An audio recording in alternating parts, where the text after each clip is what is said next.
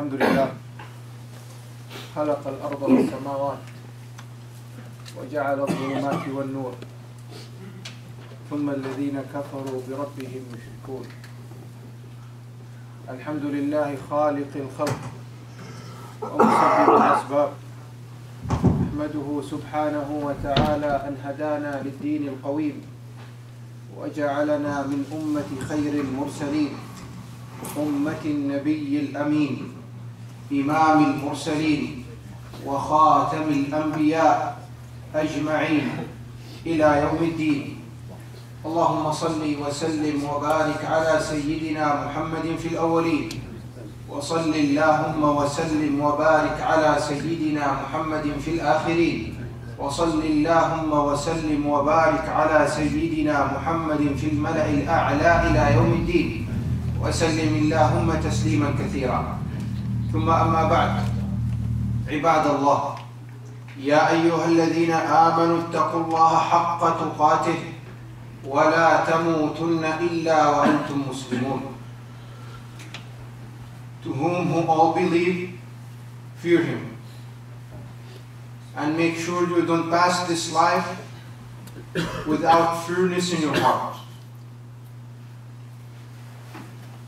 Talking about Surah Al-Fatiha and the miracles and the blessing and the piety that Allah subhanahu wa ta'ala have taught us in, the whole identity of Muslims that Allah subhanahu wa ta'ala have shown us in Surah Al-Fatiha. Surah Al-Fatiha is a school for every single believer to fix his moral, to fix his manner, to change his thinking. Surah Al-Fatiha is a guideline for a blessing. Surah Al-Fatiha is the direction for happiness. Surah Al-Fatiha is the solution for every single problem that we have in our life. He said, Alhamdulillahi Rabbil Alameen, Ar-Rahman Ar-Rahim. He has shown you who is He.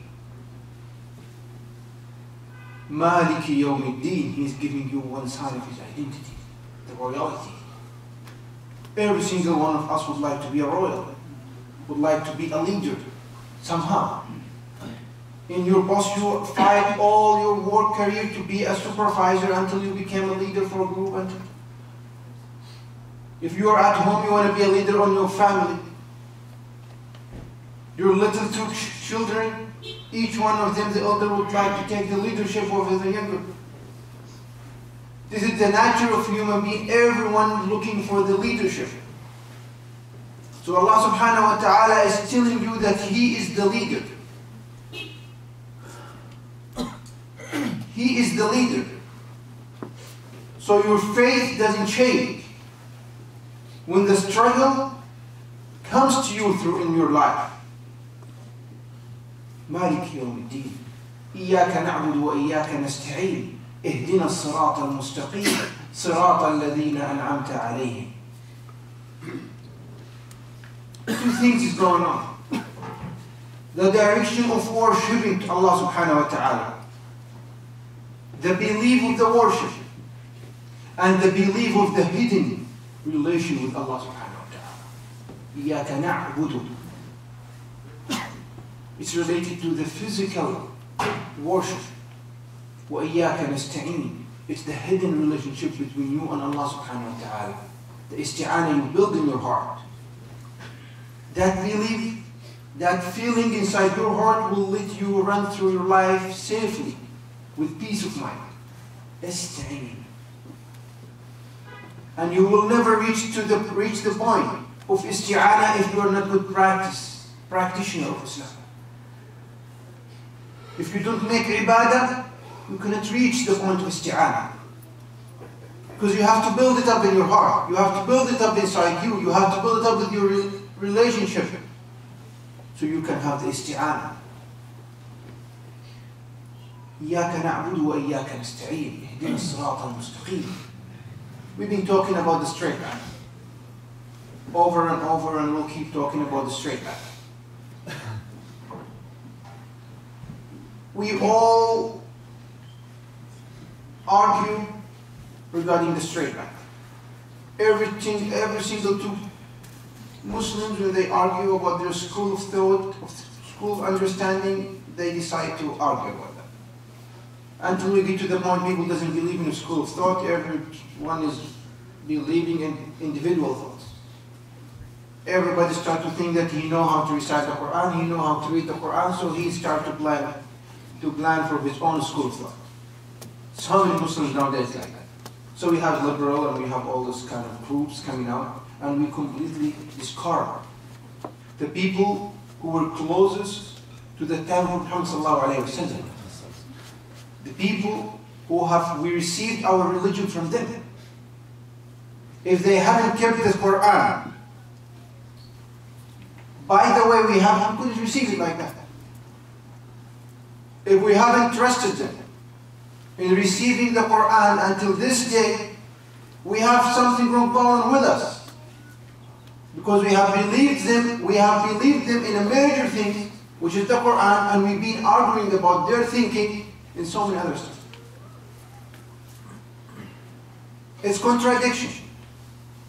So many Muslims, when you told him the scholar have said, Imam Abu Hanifa have said, Imam Malik have said, oh man, forget about that. It's 10 generations before us. You have the Quran in your hand, you can read it. If those scholars didn't came and protect the Quran, how would we know that the Quran is really pure from any other human being played with? That guided us to disrespect the generations of Muslims. That have made our straight path became more diverse. More and more, because everybody starts to think that he can make his own straight path. So we make division. While we know that the root of this school of thought all were from the Quran. Period. Different way of understanding, different way of practice, that's it. And whole things related to Muhammad sallallahu alaihi wasallam, which I assume that while we are in the 25th of Rajab today, that everybody been remembering him throughout the month. Because we know in the month of Rajab, according to the majority of the scholars, that miracle of Isra and Mi'raj have occurred.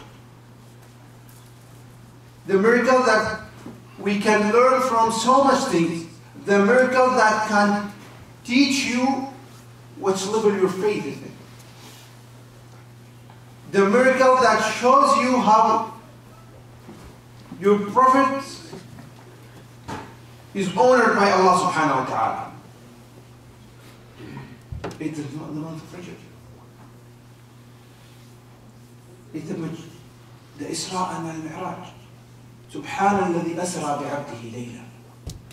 Allah subhanahu wa ta'ala is saying in the Quran, Subhana alladhi asra bi'abdihi layla min al-masjid al-haram ila al-masjid al-aqsa alladhi barakna hawla. So Allah subhanahu wa ta'ala is starting the verse by Subhana. Do you think that anything otherwise than what he's saying? Subhana alladhi khalaqa al-azwaja kullaha. He said, do you think that anything can be otherwise what he's saying? Nowadays Muslims argue about the Isra and Mi'raj. Still arguing. So many things. It was in his dream. Some people will say, no, it wasn't his reality. And you will have some people, no, it's the whole story is fake. And you will have some other people saying, no, we'll take up some parts of the story. Until we have lost the knowledge of our Prophet's identity that Allah subhanahu wa ta'ala wanted to show us in the whole story of Isra and Mi'raj. So much going on in the Isra and Mi'raj. The stage of Al-Isra when he traveled from Mecca to Jerusalem. When he handled the Buraq, when he was in the house of Sayyidah Khadija, and then he went to the Buraq, and then and then the next stage of that, when he was in Jerusalem and he been ascended to the heaven. And then the third stage when he ascended from heaven to Sidratul Muntaha. People start arguing. All these three stages being described in the Quran somehow. عند سدرة المنتهى عندها جنة المأوى. The point I just want to make simply that we have to know that Allah subhanahu wa ta'ala, when He created things, He can control it. When Allah subhanahu wa ta'ala creates things, He controls it fully. What we think nowadays that everything we create, we can lose control of it. And we try to link that with Allah subhanahu wa ta'ala also, which is a huge mistake. When we as a human being create things, we can lose control of it. All the time. In your businesses, in your marketing, everything, single thing. When we create things, we lose control of it. If there's a mistake, for so many reasons. And we start to link that power to Allah subhanahu wa ta'ala, which is a huge mistake. Because He is the creator for every single thing. وَيَخْلُقُ مَا لَا تَعْلَمُونَ. He is the creator for every single thing. So when Allah subhanahu wa ta'ala creates something, He controls it. That's just to give you a little bit of hint to the idea of al-buraq. An animal that Allah subhanahu wa ta'ala have created it only for the prophets. Is it impossible for Allah subhanahu wa ta'ala to create an animal for His prophets? Shouldn't it? Then we have to know that there were three identities in the whole story of Isra and Mi'raj for Muhammad sallallahu alayhi wa sallam. He was a regular human being when he was going from Mecca to Jerusalem. He was a regular human being. Nothing been changed in his identity. Nothing was changed in his character. Nothing was changed in his personality. He was a regular human being. When the Buraq came, he asked Jibreel, who is it? What is this? When they were walking, who is this? He was asking, as a regular human being. That means he was still having the mentality of regular human being.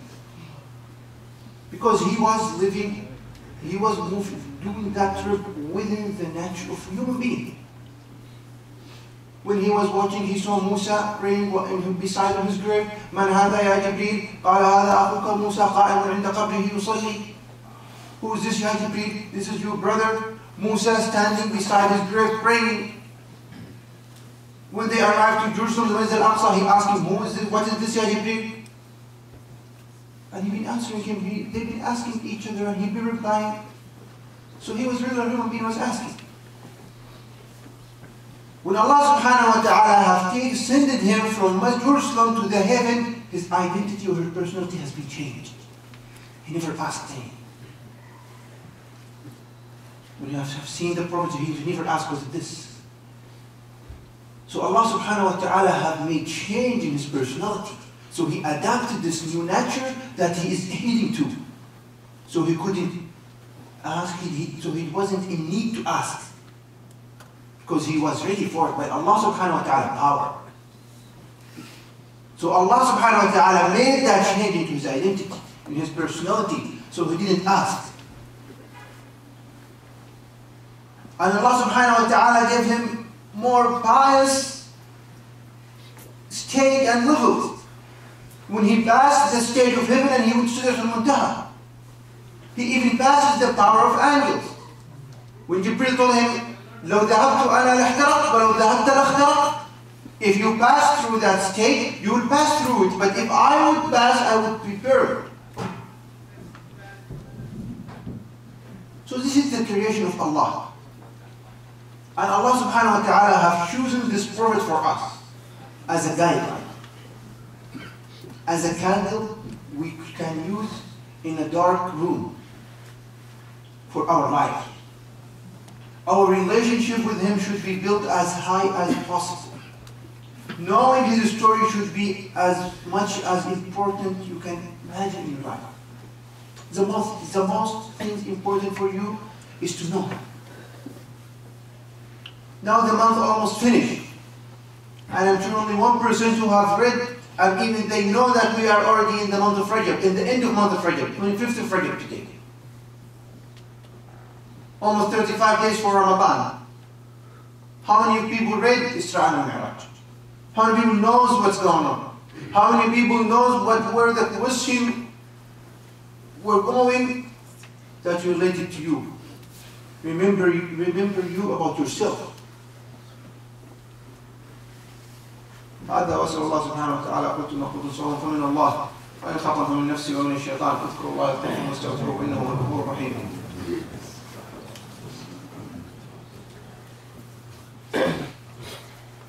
الحمد لله نحمده ونستعينه ونستهديه ونعوذ بالله من شرور أنفسنا ومن سيئات أعمالنا من يهده الله فهو المهتد ومن يضلل فلن تجد له غير الله هاديا وأشهد أن لا إله إلا الله وحده لا شريك له وأن سيدنا ونبينا محمدا عبده ورسوله أدى الرسالة ونصح الأمة وجاهد في الله حق جهاده. Brother in Islam, I just wanted to give a brief talk about the idea of Isra and Mi'raj, because this is the time of Isra and Mi'raj. In most of Muslims countries nowadays, a couple of days a week, they were celebrating and so much things were going on. I don't want to go into that field. I don't want to be defending people against others. It's just useless. We need to know what's happened there. What does help us in our life? When he talked about riba, the people of riba. When he talked about a person can go into a hole, a camel can be going into a small hole like your earpiece. When you ask what is this, as you read. See, this is the people who lie. And so much things he been shown us. The whole reason of Isra and Mi'raj to prove to Muhammad sallallahu alaihi wasallam his identity, that he have a biased position with Allah subhanahu wa ta'ala. For us, we need to learn from it. We need to know where do we stand from this teaching. This is Sirat al-Mustaqim. Related to Sirat al-Mustaqim. There is no other straight path except the path of Muhammad sallallahu alaihi wasallam. So we need to have Muhammad sallallahu alaihi wasallam. We need to give him a position in our hearts. Nowadays, we only give position to our countries.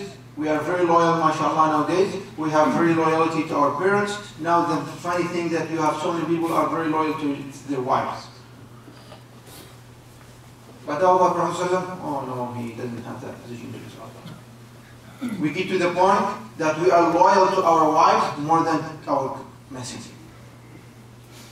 We get to the point we are loyal to our wives more than we are loyal to our parents. This is the time we're in. This is why we are being flourished by everything we see against us. We are running toward the wrong direction. We are running toward the wrong path. We must have our loyalty to Allah subhanahu wa ta'ala and His Messenger. We have to build up that in our heart. We have to spread that within communities, within societies, within your family. We have to build up that. So, brother in Islam, I ask Allah subhanahu wa ta'ala to help all of us toward the right path. And I ask Allah subhanahu wa ta'ala to help all of us toward understanding the verses. And I ask Allah subhanahu wa ta'ala to give us the blessing of Muhammad sallallahu alayhi wa sallam. And Allahumma a'izz al-Islam wal-Muslimin. Allahumma a'izz al-Islam wal-Muslimin. وذل الكفر والكافرين. واحمل لهم حوزة الدين. اللهم اطفئ فتن المسلمين. اللهم اطفئ فتن المسلمين. اللهم اطفئ فتن المسلمين. برحمتك يا أرحم الراحمين. اللهم فرج هم المهمومين. ونفس كرب المكروبين. واقض الدين عن المدينين. واشف مرضانا ومرضى المسلمين. برحمتك يا أرحم الراحمين. عباد الله إن الله يأمر بالعدل والإحسان وإيتاء ذي القربى وينهى عن الفحشاء والمنكر والبغي يعظكم لعلكم تذكرون فاذكروا الله العظيم الجليل يذكركم واشكروه على نعمه يزدكم ولذكر الله أكبر والله يعلم ما تصنعون